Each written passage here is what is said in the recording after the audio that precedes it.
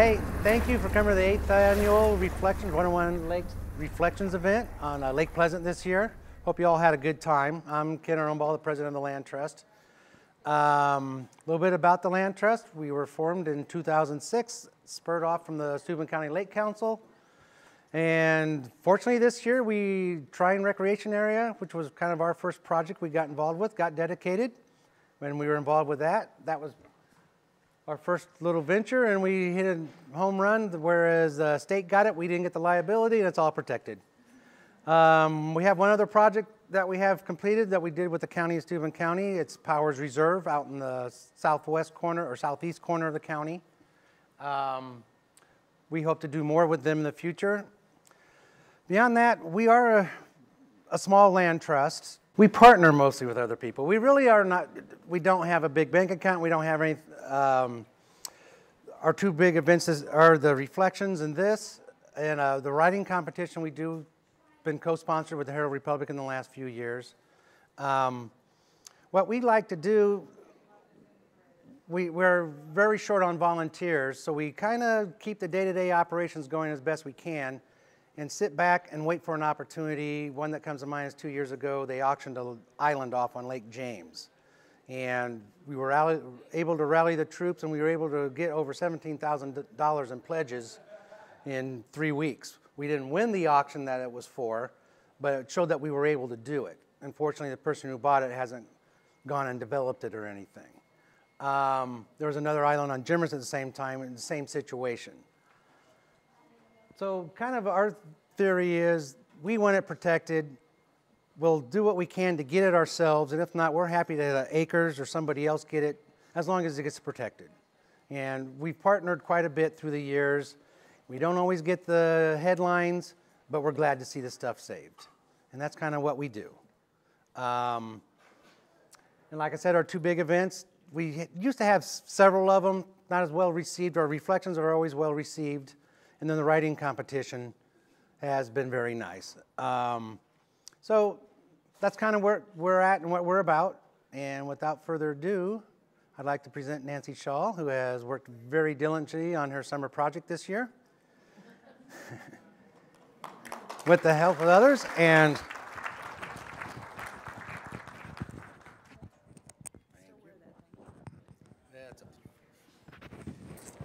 okay.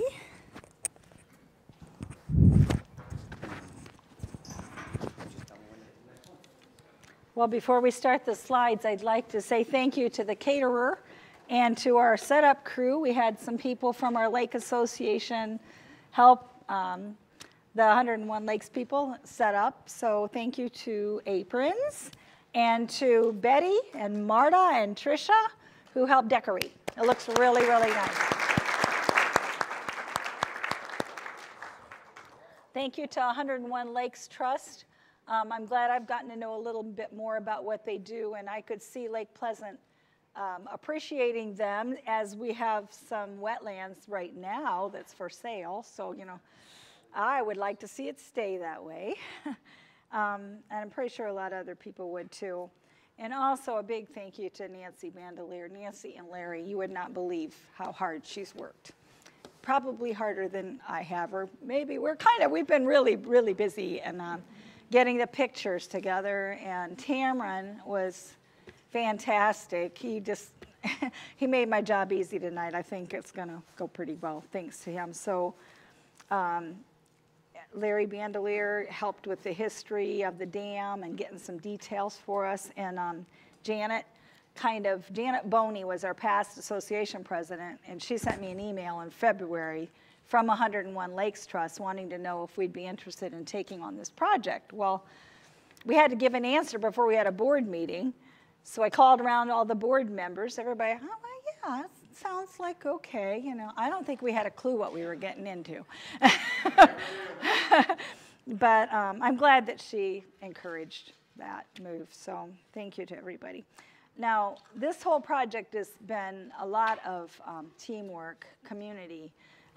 There's no way we'd have the pictures, we wouldn't have the history. Lots and lots of people volunteered information and photographs, and it was just really neat to see all the stuff that came in. And basically, we just put it together at the end, didn't we, Nancy? We just kind of put it together. So thank you, everybody. Docents today were, and I think you should stand up and we should recognize you, okay? Carol Linder and Carol Deem, Larry Bandelier, John Ray. Are you here, John? You stepped in kind of at the last minute. And Janet Boney. So thank you to the docents.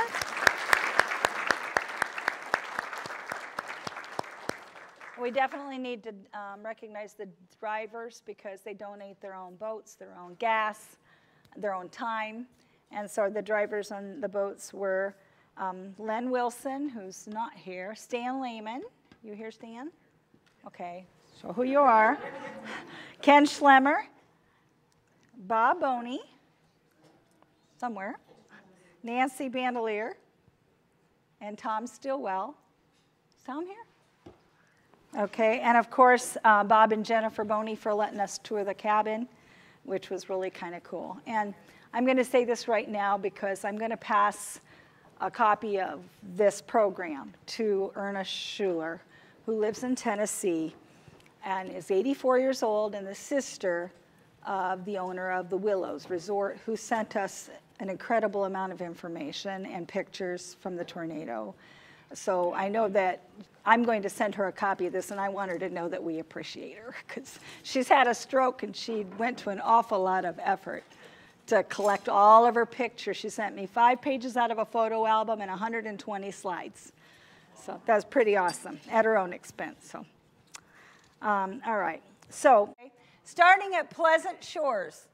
This is the only picture that we have of the original shoreline. Look there.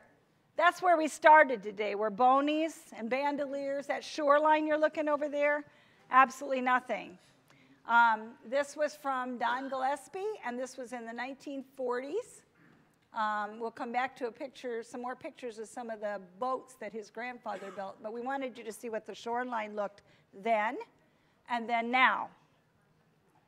Here's the shoreline today. Okay. So, quite different. Let's go on to the next one. The Sherman Edition was the next place that we came to, and we had the story about the beater car.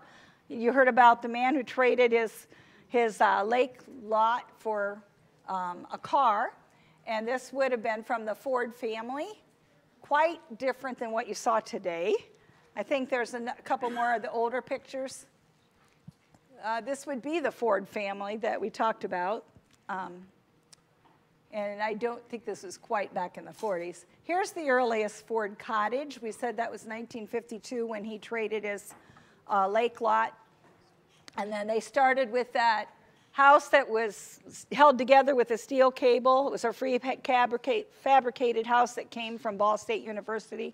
And earlier even than that, we heard it was from a military base before it went to Ball State. So that's what they started with. And now, this is what they have. Okay. So, and they also have a couple other places there. Now they have extended family. We went on to Sycamore Grove, which is actually where the Sycamore Grove is where the Boney Cottage is, and the whole old Hobbs Resort. That's what they call Sycamore Grove. And so there's the cottage that we went through today. This is the Hobbs Resort. I was told that this is looking from Ann Evans' cottage, but anyway, you look at the willows trees. How many willows trees there were back then? They're not there now, that I saw anyway. So this would have been from a postcard. This is the Hobbs Cottage just, I believe Nancy said 10 years ago. Okay, so approximately. And then the Hobbs Cottage today, I'm sorry, the Hobbs Candy Store. This would have been the original candy store. And a lot of people, when I was talking to people, said they remembered going and buying penny candy from an elderly lady from this store. And this was behind their house. Okay, and then the Hobbs Candy Store today. Oops, we go to the Hobbs Cottage today. And this obviously doesn't look like the poster picture. This has been redone quite a bit. I think the only resemblance might be the chimney. You could tell the chimney. And then there's the candy store. So, lots of changes. Okay, the history of the dam I just really appreciated what Larry had done as far as writing that out for us. This is the dam today, okay? This is what a lot of our men have been working on cleaning up. The beavers come and they just keep working at it, trying to keep the water the level they want it to be. Okay? And then this is after it's been cleaned up. And this has been this way, now I'm trying to remember the date that, I don't have my script in front. 1990, since 1990, if your docent told you the story when you were going past it. And this is the outlet. That was just that little, when you looked on your boat ride, just a little place that you could see the dirt between the green, and there was a flag near it. So this was the outlet to that channel that went like a half a mile back to the dam. And at one time, I was told you could even get a pontoon back there. I know we remember taking motorboat, and then eventually a kayak, and eventually it became clogged up with weeds and stuff. But this is a picture that my son took as a part of a photography project when he was 15. And we used to take the family back on little nature excursions and get beautiful, beautiful pictures back at the outlet. And that's what I'd like to see the lake stay like. I'd like to see more of the lake stay like that. It's a beautiful picture. I actually won Best of Show at the Ohio State Fair. Then we went to Redwater, which the scenery has changed some. We don't have old pictures. It used to be that you had to go through the reeds and the cattails. It was almost like a maze. You had to kind of find your way through it. And now it's all kind of opened up more. But Redwater really does have some history. It's just there's not a lot that we can get detail other than there is an Indian mound. The village of Indians that the owner of the property thought was back there, she thought they were Miami. They were actually Potawatomi Indians.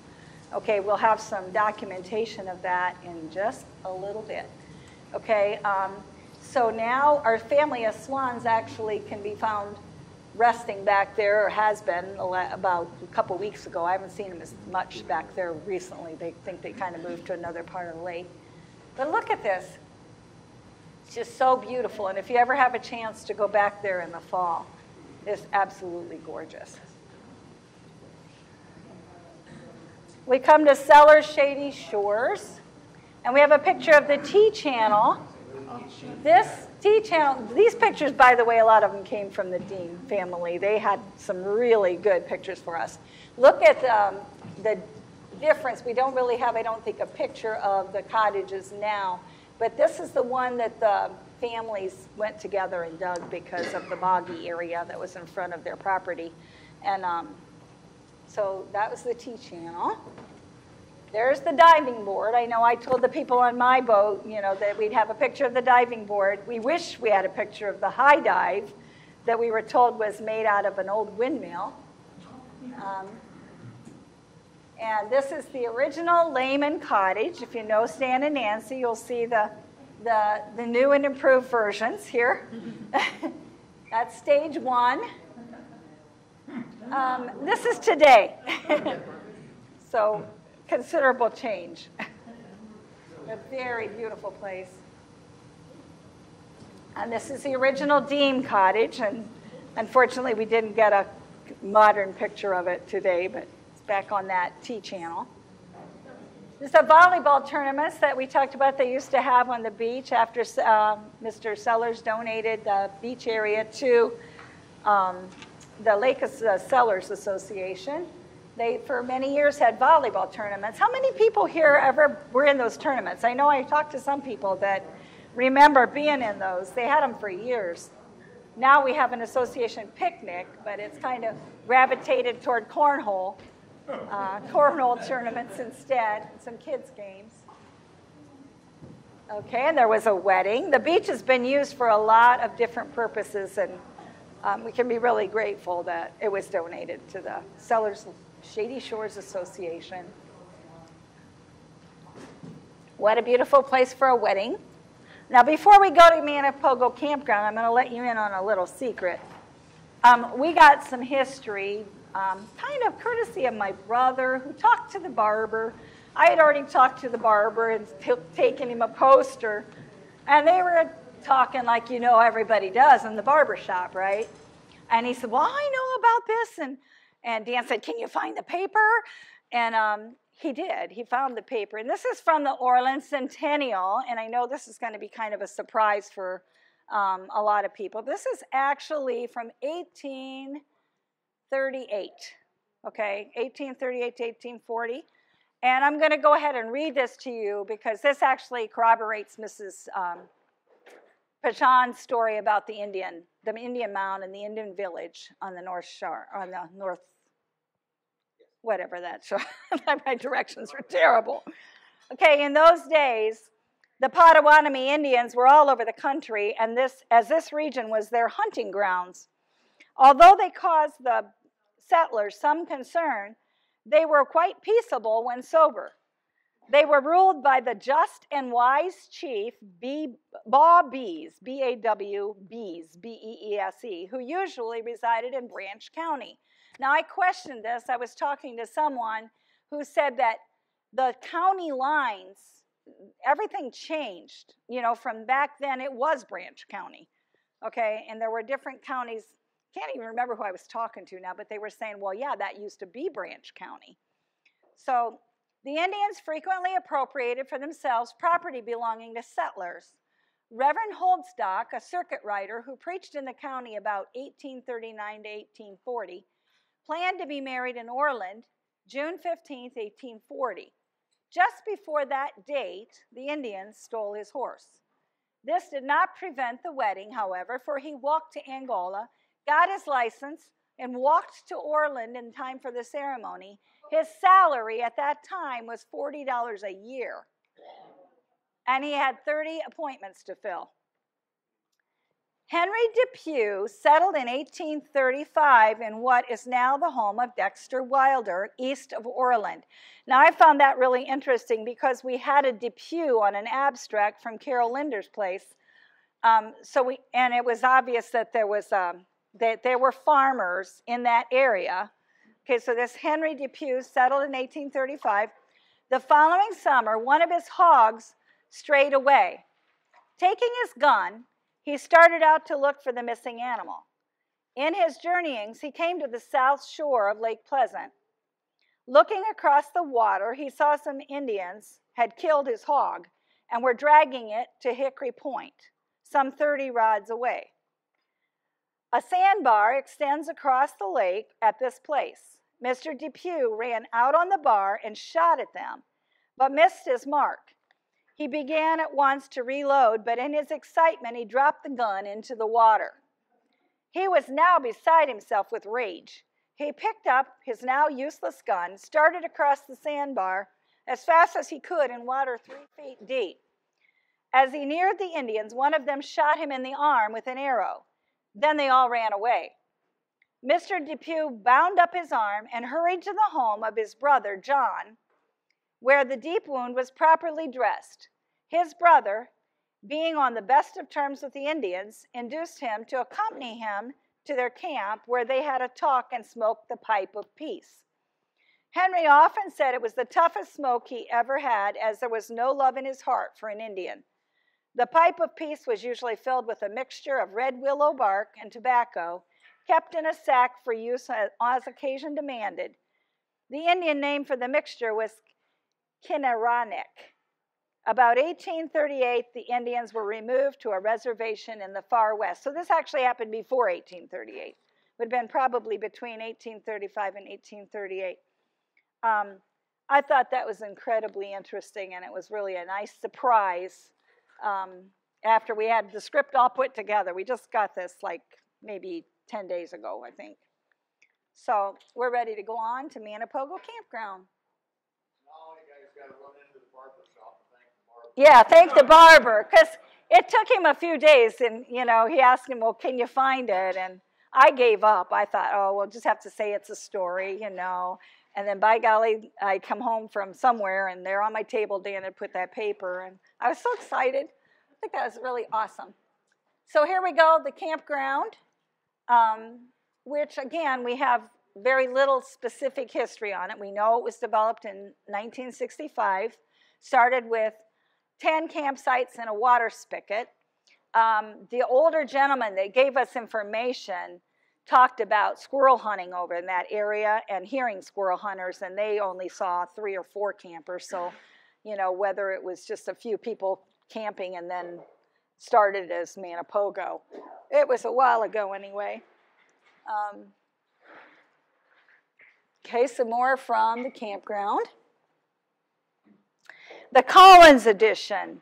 And again, it was kind of after the fact that I got information on the Collins. After we had the script all put together, I ran into Frank Collins' grandson, who gave me just a little bit more that I can tell you today. I'm not sure how much was in the script. It's the only one we have of the Collins shoreline. 1965, or in the 60s. It was actually started to be developed right after the turnpike came through, but actually there weren't homes on it until like early 60s. And it was interesting to me to talk to this Herbert, what's Ron Spade? Herbert Spade was Frank Collins' grandson. And he was telling that his grandfather was selling the lots, and he said, if you want one, you're going to have to get it because there's only one left. And he sold them for $500 after the turnpike divided his farm, just like Kenneth Sellers' case was. And Herbert bought one. It's now owned by Beams, I believe, and it's the very last, now next to Tom Stillwell, down that area. But he started with this building he built on and put on skids. Now, how many of you heard this in the script already? I don't know, maybe some of you got this information, but he put this place on skids and just put it there on the lot and was living in it. Well, of course, he was approached before too long by the county who said that's illegal. You know, there's no septic, there's no what, you know, can't do that. But we see you're taking care of the land, and we already have another family staying in a well house, so we'll let you get by with it. Okay, so that was fine for a few years until the family in the well house got a little rowdy and started having some wild parties. And one day, Herbert went back, and there was a red tag on his place, and he was not allowed to use it anymore. But we found out that it's still there. It was actually taken to another place and is now being used as a garden shed, and the people are Sean Johnson. So we didn't get a picture of it. We just got the information after we were already done with our pictures and our PowerPoint. If you want to see the shed or the skiff, they say it's decorated real pretty for like a garden shed, and it's over on that lane behind, what's that lane? What's 201? Yeah, 201, behind an A-frame. It's a gray A-frame. So you can go see that. It's kind of neat to hear about.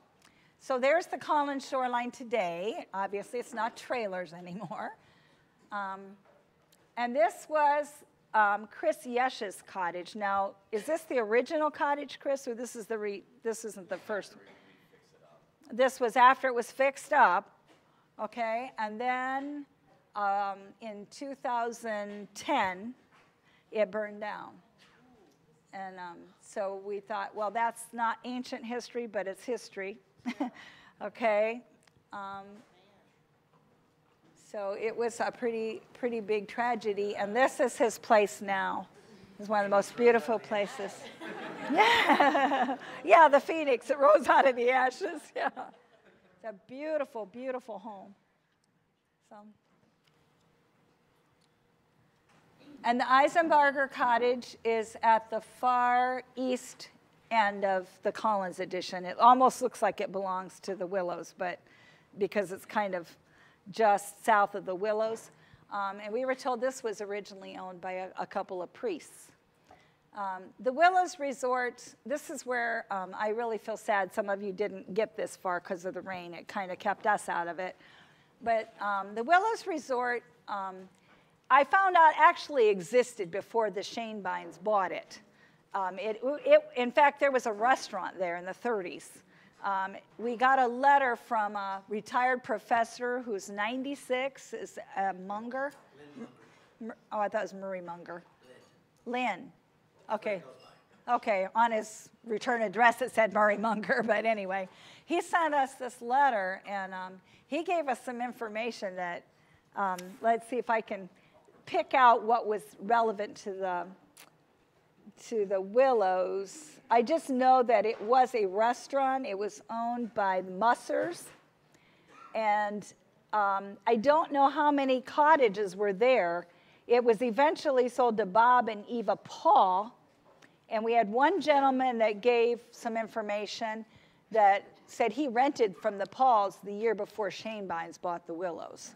So we do have some history from a while back. Now, you mentioned it was a speakeasy, and I didn't see that in his letter. I thought I read in there where he thought he was there with his uncle and got drunk when he was 15. Okay, well, we're talking about, that's another place on down the road, okay?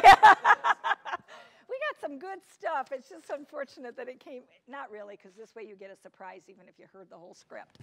But the Willows is where we got our start on this lake, and I know a lot of other people rented from Dan and Sue Shanebyne. And Sue probably taught 50 to 70 kids at least to swim. They had, when we started running in 71, there were 6 cottages, but before the tornado, there were actually 8, according to the lady that sent me this letter. Okay, so you see the willow trees, and look at the shoreline again. See the difference? You're looking over toward Pleasant Shores, okay, and beyond, and there's the dock that was out from this. These were postcards. There's a, pardon? No. Yeah. So that's still in Indiana. That's all still Indiana, though.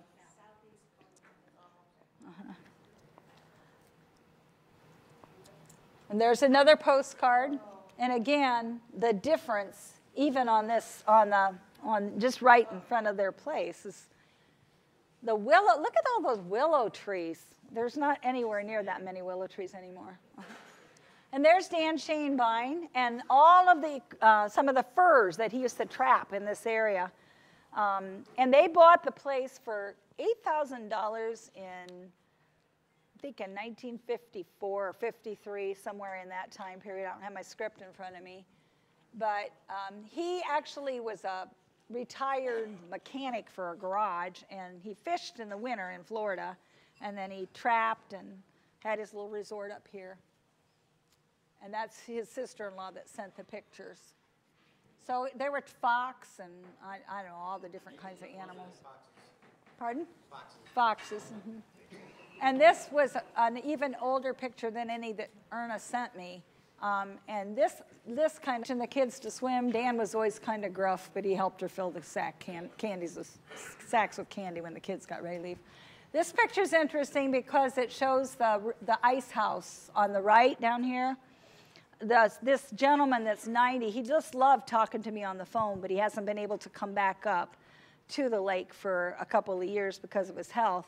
But they actually rented that ice house that was insulated with sawdust. And I thought, I never heard of that, insulating a house with sawdust before.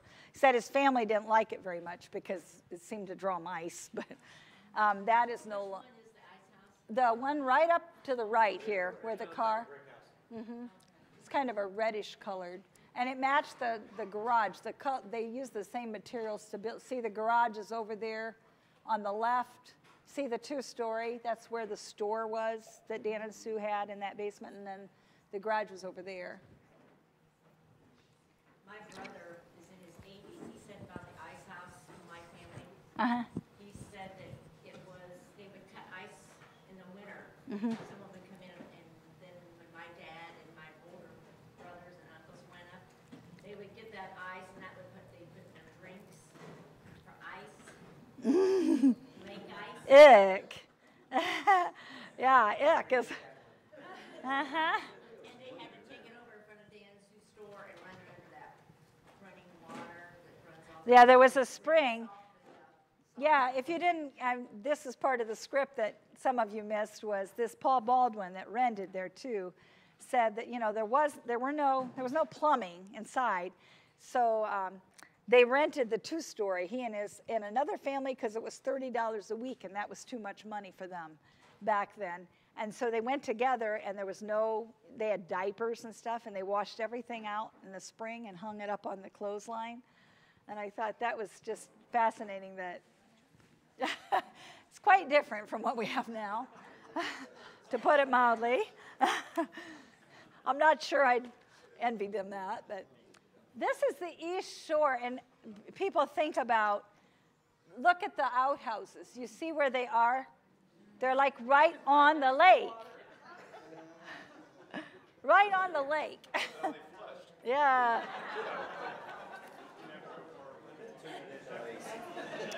Yeah.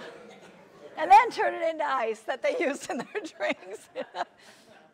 Okay. Okay, and there's the southeast shoreline back in the day. The Gillespie cottage, Don Gillespie gave us quite a bit of information, and we have a picture of his grandfather, if you didn't get this far on your tour, had these two-hull boats built while he was working for Portland Lumber Company, I think it was, and they were made out of 3/4-inch cedar wood. And in order for the boats not to sink, they had to drench them with water, fill them with water. And that was Don's job when he was a kid. It was to come up and fill them all with water, and then the next weekend, or when they were ready to use them again, he had to bail all the water out. And they're very unique-looking boats. And this was the cottage shoreline. Look at I had a vision that this is probably what Carol was referring to when you said the people dredged. That's the boggy area that was in front of his place.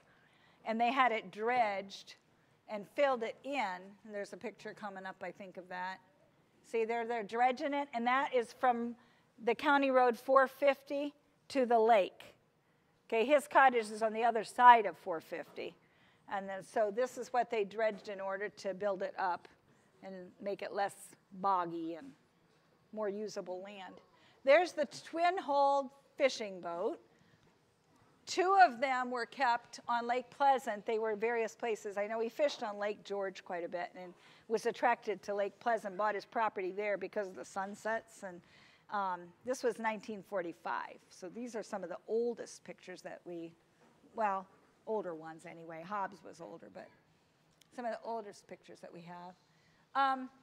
Your docent might have told you that they found this creature in the lake. And it took it to a biologist, and it was identified as a lamprey eel. Now, I don't know how many of you know anything about. Yeah, I don't think they're probably native to the lake, so I don't know how do you think a lamprey eel might have gotten into Lake Pleasant? Only thing I can figure is somebody had an aquarium and dumped it or something. I don't know. I'm pretty sure they're not native to Lake Pleasant.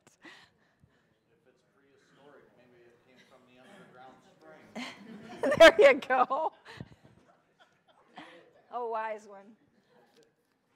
This is the Ludi Cottage. If you remember on your tour, it's kind of bright blue, kind of a dark blue, and it was started as these two cottages, and then they put them together to make one. And we have the new Ludi Cottage next on the slide, I think. There it is. You guys remember seeing that through the rain on your way around.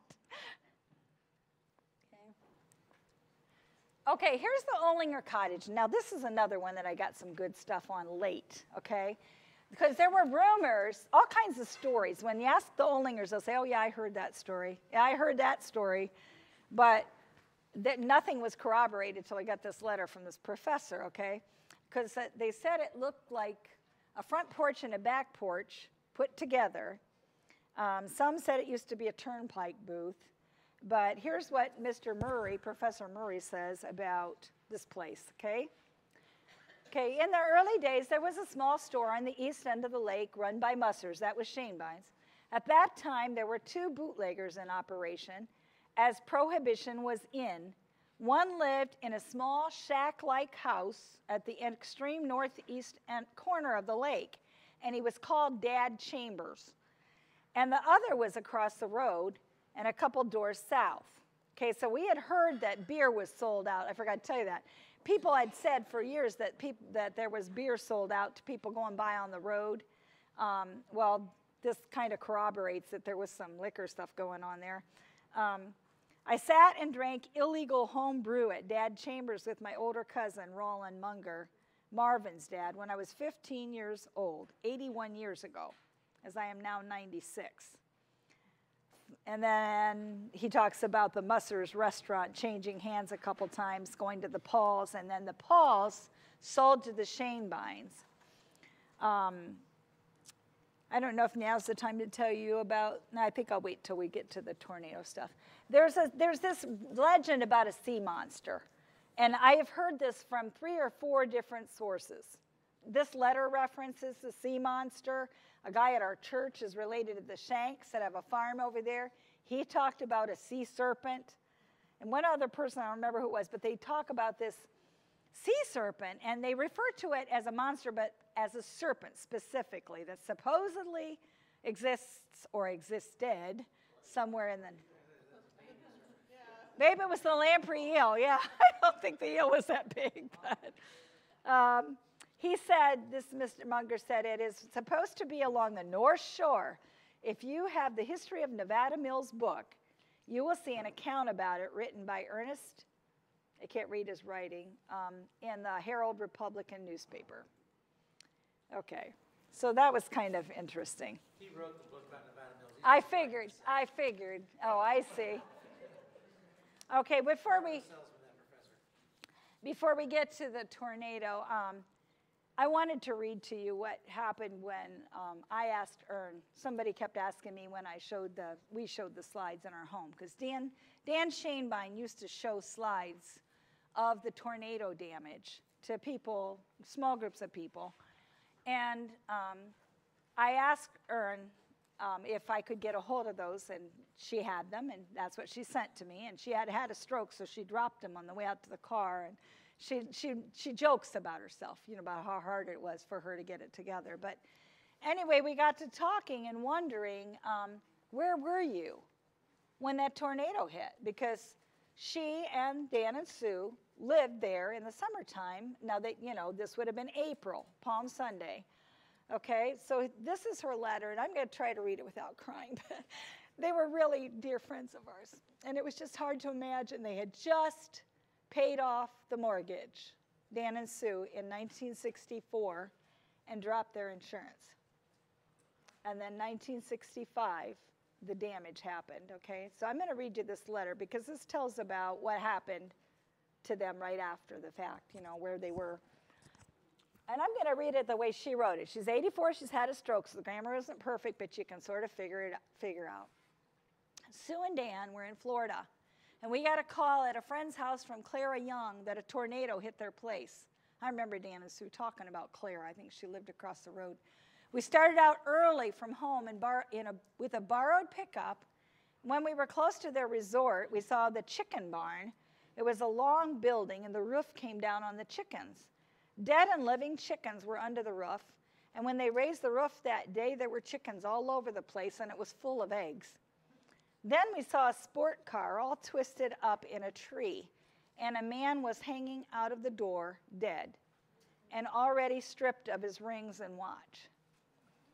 Then we came over the hill, and both of us screamed. It was a sight that was unbelievable. Piles of rubbish. On top of the collapsed house was a toilet, intact, and the divan. Trees were stripped of bark, and an aluminum boat twisted around a tree that was stripped of the bark and most branches. It was as if a giant uprooted the large tree. The huge tree left a hole in the ground that was waist deep. Can you imagine? Waist deep. The looters arrived at dawn, and Walt scared them off, saying he was willing to shoot. We didn't have a gun. And I mean, nowhere had I ever heard of the looters. Had any of you ever heard of the looters after the tornado damage? I mean, I held her letter in my hand, and I just thought, this is history. This is this lady, writing her first-hand account. I thought it was pretty exciting. By then, a neighbor was there with a big truck, and other neighbors from Michigan helped us fill the truck and take it to his chicken coops for storage. We worked till it was too dark, then started again in the morning. We slowly got to the basement, through the smashed up house, and there a beam lay across the candy case. It was unhurt. I found Sue's silverware, etc., and handed them up to the neighbor. A cupboard was intact, and I salvaged what I could, handing it to Rubley, who stayed all day again with us and helped fill his storage places to the brim. One cottage survived because of the fallen trees, etc. The place where the big one was had been cleaned off and looked like the floor has to be scrubbed. On and on I could go, but when I lifted the couch seat up, the silverware was all there, protected, and some pictures, etc. We found their canning jars in the field across the road. Sue put paper inside and screwed the rims on. There wasn't a lid to be found, and the jars intact. Glass jars. Many weird things. Number 8, she's referring to a cottage number 8, blew into the lake. Our kids and others dragged bed springs out of the lake for a long time, had to wear shoes, but no cut feet. Most wasn't sharp edges from landing in the water. Sorry, I do ramble on. Many stories of people helping, actually staying in trailers, etc. But one family went to the Red Cross and gave them $100 for Sue and Dan. They later found out Sue and Dan received $25. I have never given a dime to them since. Bet you didn't count on a book, did you? Some days my stroke-injured brain works, and other times, duh. She's just a really sweet lady. I'm so glad I had the chance through Roseanne Hallman, who now owns What the Willows was, to get a hold of her. And I'm really glad that she's going to get a copy of everything that we're doing. And most of the pictures are from her. Some are not, but I think most of them are from the slides that she sent. So this is the tornado. This is the Collins shoreline. It totally wiped out all of the willows and, well, from you stopped on your trip if you got up that far to where Ostendorfs now have the cottage. It used to be called the Roach Cottage. But all that east end around the Collins was totally destroyed. And they had no insurance. The Shanebynes didn't have any insurance. So they had to pick it all up, salvage the nails and boards. There's another of the Collins shoreline. And this is the east shore looking south. I'm so grateful Tamron was kind enough to label these because I can't remember. I have no sense of direction. But see the boat and the tree. That's kind of a famous picture that was in the paper. A lot of people have seen that. But I didn't realize anybody died. I never heard that before about the guy in the sports car and the looting, east shore looking north. I just can't even imagine. Okay, and this is in the residence itself. I think it's, Nancy knows better, that looks like part of their pinball machine or something. And I don't know what everything is, but I know that she said the candy case was never touched. And I remember them telling us that the candy case didn't get damaged. Look at the boat inside the residence.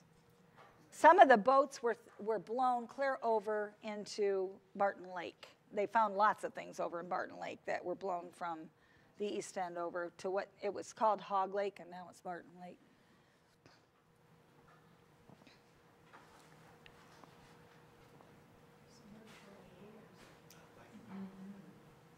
Can you imagine what that smelled like? It was like water and ugh.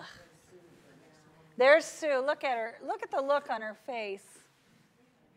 Just kind of like, what am I going to do now? You know, no insurance. They rebuilt.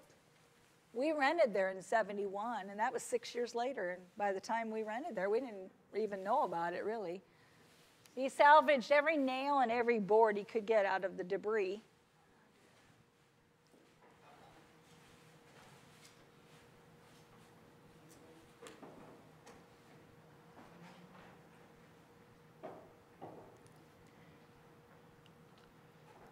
And this was from their photographs. It said, "Nothing left but hope." That was their words, not mine. It was on the thing.